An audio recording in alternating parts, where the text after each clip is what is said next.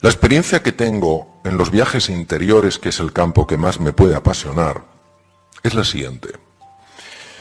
Cuando tú viajas al interior, descubres dos cosas. Lo primero que descubres es que te vienes contando una milonga desde que eras pequeño, y esa milonga, el problema es que te la has creído. Cuando estudié psicología clínica durante la carrera de medicina, yo tenía en aquella época, cuando estudié esta asignatura, tenía 19 años. Y la profesora, en un momento determinado, la profesora de psicología clínica, profesora titular, dijo: a los 7 años la personalidad está totalmente determinada. Claro, yo dije esto seguro que no he entendido bien. Pues yo tenía 19. Esperé a que acabara la clase, me acerqué y dije: profesora, quiero hablar con usted. ¿Qué desea? Era una mujer un poco distante. ¿Qué desea? Tengo mucha prisa. Bueno, es que es importante. Bueno, ¿qué quiere? Verá, me ha parecido entender, pero seguro que he entendido mal, me ha parecido entender que ha dicho usted que a los 7 años la personalidad está totalmente determinada. Me miró y me dijo: es eso exactamente lo que he dicho. Digo: pero entiéndame, yo tengo 19 años y quiero cambiar muchas cosas de mi vida. Me miró y me dijo: es tarde. Vosotros imaginaros que yo me hubiera tragado esa milonga. Lo que tú crees, lo creas. Porque lo vives como una certeza incuestionable. Pues todos nosotros arrastramos lo que se llaman narrativas, es apasionante cómo se generan en los lóbulos prefrontales del cerebro. Generamos narrativas y la mayor parte de esas narrativas que las vivimos como realidades incuestionables son profundamente limitantes. Y nos hacen decir a veces: yo soy así, yo no puedo. A mí no me importa no poder tirar una pared de aquí, pero sí me importa poder hacer frente a ciertos desafíos de mi vida. ¿Por qué tengo que sentirme bloqueado, incapaz, incompetente, inseguro, cuando dentro de mí tengo recursos para hacerle frente? ¿Por qué? Porque hago caso a esa narrativa. Pero no solo está la narrativa que nos contamos. Lo más importante es lo que esa narrativa tapa. Hay una historia muy sencilla, probablemente muy antigua, de un rey hindú que iba en su carroza por un camino y se encontró con un mendigo que estaba durmiendo. Entonces el rey le dijo al cochero que parara, se bajó e introdujo en el bolsillo de aquel mendigo una esmeralda de extraordinario valor, pensando que el momento en el que se despertara, este hombre descubriría que acababa de pasar de la pobreza más absoluta a una riqueza incuestionable. El tiempo pasó y por casualidad el rey volvió a pasar con su carroza por el mismo camino y vio al mismo mendigo con más edad, más mayor, más avejentado, pero igual de pobre. Entonces el rey paró, le dijo al cochero que parara, se bajó de la carroza y empezó a decirle al mendigo: pero bueno, ¿qué haces aquí? El pobre hombre: pero ¿qué haces aquí? ¿Cómo estás en la carretera? ¿Pero cómo estás con estas ropas? Dice: ¿pero qué le voy a hacer? Soy un hombre pobre. Dice: ¿y la esmeralda? Dice: ¿qué esmeralda? La que puse en tu bolsillo. Y entonces el hombre metió la mano en el bolsillo y sacó una esmeralda. Dijo: jamás se me ocurrió buscar aquí. Esto nos pasa exactamente a nosotros. Nos ponemos nuestras ropas de mendigo y decimos: no puedo, estoy destinado, la vida me ha condenado tal cual, y no se nos ocurre buscar en el interior y encontrar esa esmeralda. Si yo pensara que es una tontería, si yo pensara que es un cuento infantil o un adorno para alegraros la tarde,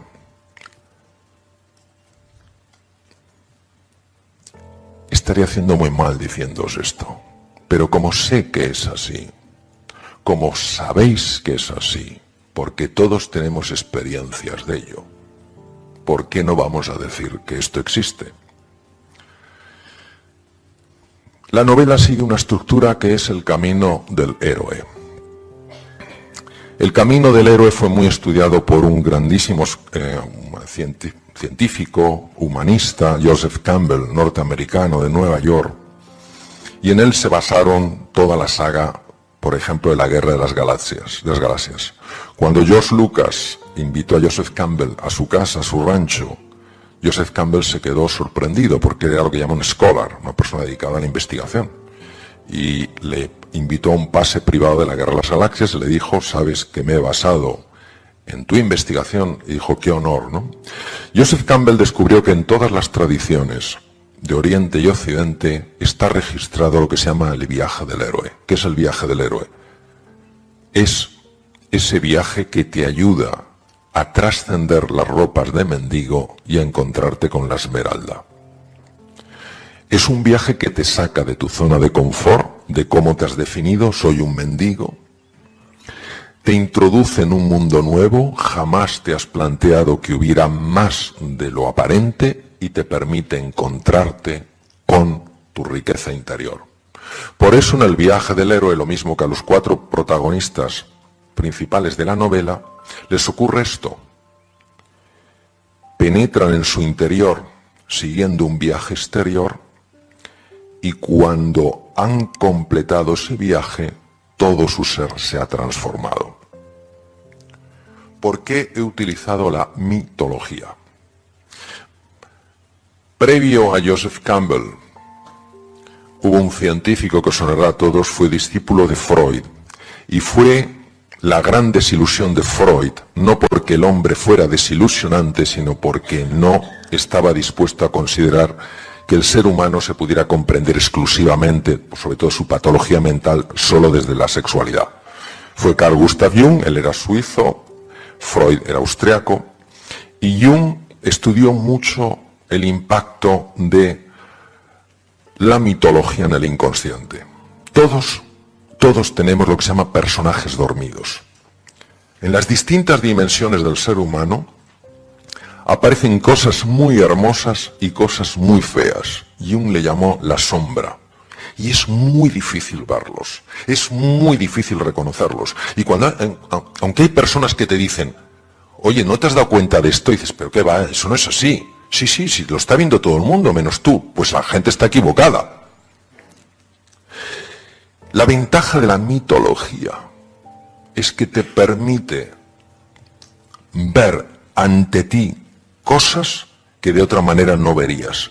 Ves reflejadas en características de los dioses, de los monstruos, cosas que están sucediendo en tu vida y que no las podrás cambiar hasta que no las reconozcas. Reconocer quiere decir volver a conocer. Claro, yo no puedo cambiar cosas en mi vida si no las veo. Si yo soy una persona que los demás me ven como arrogante, pero yo no me veo así, y alguien me dice, Mario, eres muy arrogante, me va a sentar mal y lo voy a negar porque no lo veo. Pero si alguien me pone un espejo, no un dedo que me señala, y puedo ver la arrogancia en un personaje, inmediatamente va a resonar con la mía y digo, anda, si yo soy como este, en ese momento puedo cambiar. Esa es la razón por la que yo he utilizado la mitología. El ser humano, al menos en mi experiencia, solo tiene un oponente. Nunca es otro ser humano. Es su propio ego. El ego es ceguera. El ego ha causado más muertes y más violencia que todas las guerras juntas. De hecho, todas las guerras surgen en su esencia del ego. Yo tengo razón, tú estás equivocado y no te pienso escuchar. Los personajes mitológicos reflejan perfectamente los sutiles disfraces del ego. Y así podemos ver a Zeus en diferentes dimensiones, el Zeus aparente y el Zeus real. Podemos ver a su mujer Hera con sus distintas dimensiones, a Cigno, a Ares, a todos. Y todos nos ayudan a ver esas dimensiones nuestras, de tal manera que conociéndolas, si queremos, las podamos transformar.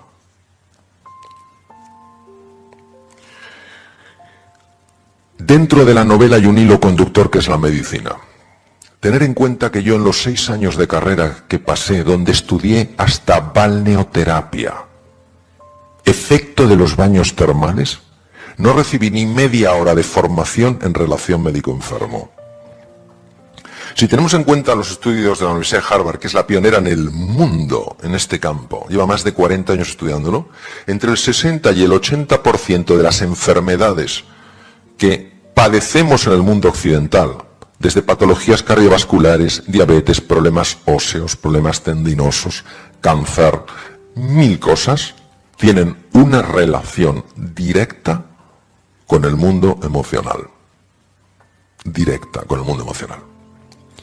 Por eso, el humanismo en la medicina está absolutamente integrado en la novela. Y por eso el gran padre Hipócrates, que vivió hace 2500 años, pero su sabiduría permanece hoy, nos habla a los médicos de que no nos olvidemos de que quien verdaderamente cura las enfermedades es el organismo.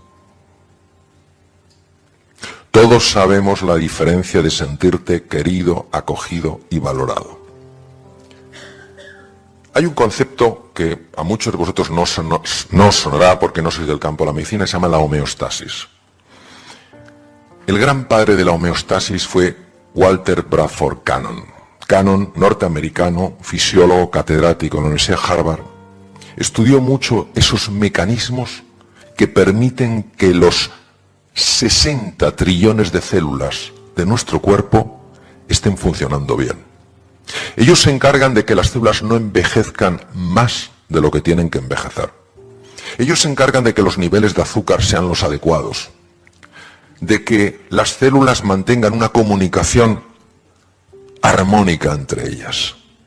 Es decir, todo lo que sea la protección del organismo, todo lo que sea la vitalidad y la regeneración de los tejidos, cabe dentro del paraguas de la homeostasis. Por ejemplo, yo tengo un primo, yo soy cirujano general del aparato digestivo, pasé 26 años ejerciendo cirugía, y yo tengo un primo muy guasón que me decía: tú eres un fontanero de cañerías blandas. Y francamente me dolía.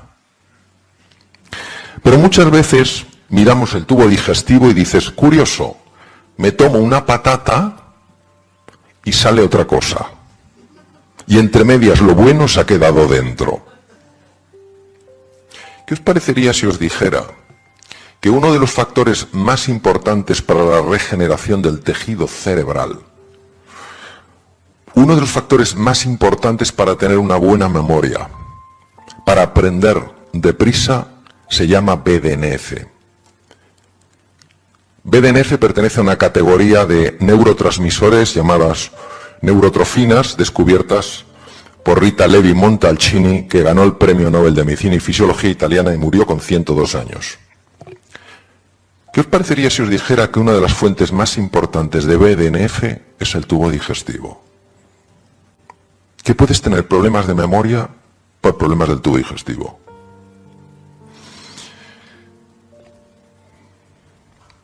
¿Qué os parecería si os dijera que la hormona más importante para mantenerse tranquilo, sereno, feliz en la vida es la serotonina?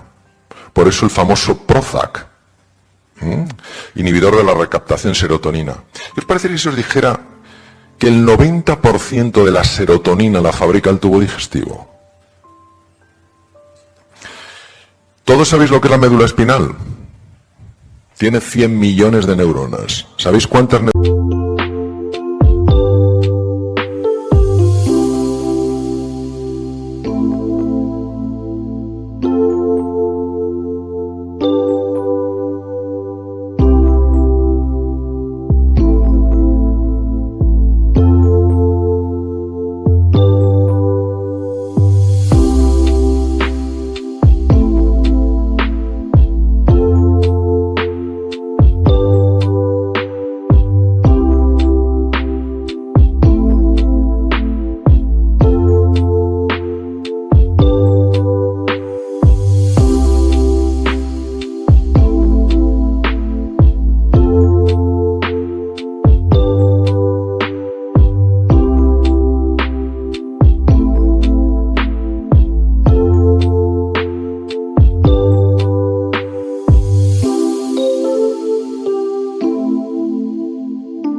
neuronas tiene el tubo digestivo? 500 millones. 5 veces más. Pues bien, cuando una persona se siente tensa, se siente asustada, se siente preocupada y vive así, el sistema de alarma del cuerpo genera daño en distintos lugares y uno de ellos es el tubo digestivo. Con lo cual baja el BDNF, baja la serotonina y baja el sistema inmune, porque el 80% de la función inmune, que nos protege frente a bacterias, virus y tumores, la controla el tubo digestivo. Es decir, esa homeostasis de la que nos habla con tanto acierto y belleza Walter Bradford Cannon, es alterada cuando vivimos asustados, cuando vivimos desesperanzados, cuando nos sentimos incompetentes. Qué fascinante los últimos descubrimientos que demuestran que cuando nos sentimos queridos, valorados, acogidos, se produce una activación de lo que se llama el sistema vagal y el tubo digestivo mejora. Es decir, el ser humano, como dice uno de mis grandes maestros, el profesor Alfonso López Quintas, uno de los grandes de la filosofía y un ser humano ejemplar, el ser humano es un ser de encuentro. Y cuando tú te sientes acogido, valorado, querido, reconocido, los 60 trillones de células del organismo lo notan y mejoran. Es más, incluso aumenta la longitud del telómero, que es una cosa que está en los extremos de los cromosomas, que se puede medir y que tiene una relación con el tiempo de vida. Por tanto, para mí el concepto de medicina holística, es decir, no solo la medicina que me apasiona de la ciencia y la tecnología, sino la medicina que valora, respeta el impacto del cuerpo, me parecía absolutamente esencial. Y es verdad que además del cerebro con sus 100.000 millones de neuronas, 100.000 billones de conexiones, está el cerebro del corazón. El corazón tiene 40.000 neuronas. Diréis que pocas. Sí, pero el campo magnético que produce es 5.000 veces más potente que el del cerebro. ¿Sabéis lo que se llama un torus cardíaco? ¿Sabéis que estamos emitiendo un cambio en el campo electromagnético a 3 metros de distancia? Los demás sienten si nuestro corazón está en paz o está en guerra, y hay mucha investigación en esto.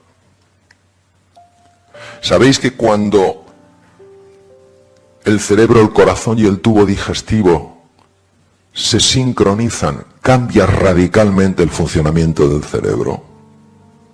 Y se produce una sincronización de ondas cerebrales y la persona llega a niveles mucho más altos de inteligencia, de memoria, etcétera.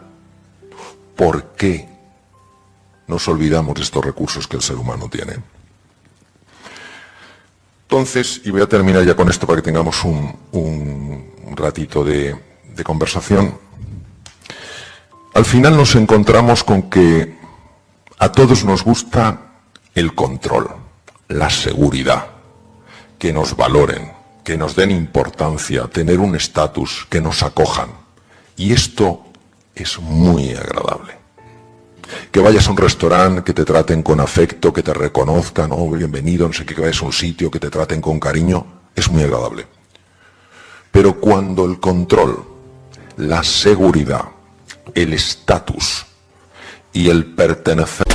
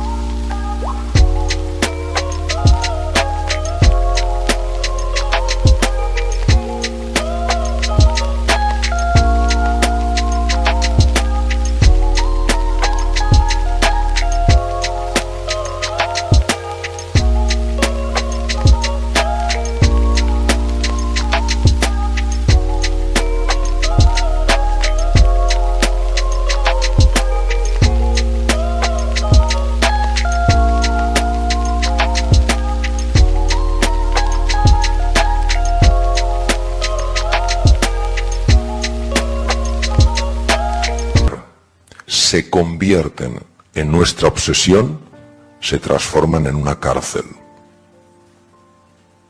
Y cuando no te hacen todo el caso que te gustaría que te hicieran, experimentas una frustración sorprendente. Cuando el mundo se mueve, una angustia insuperable.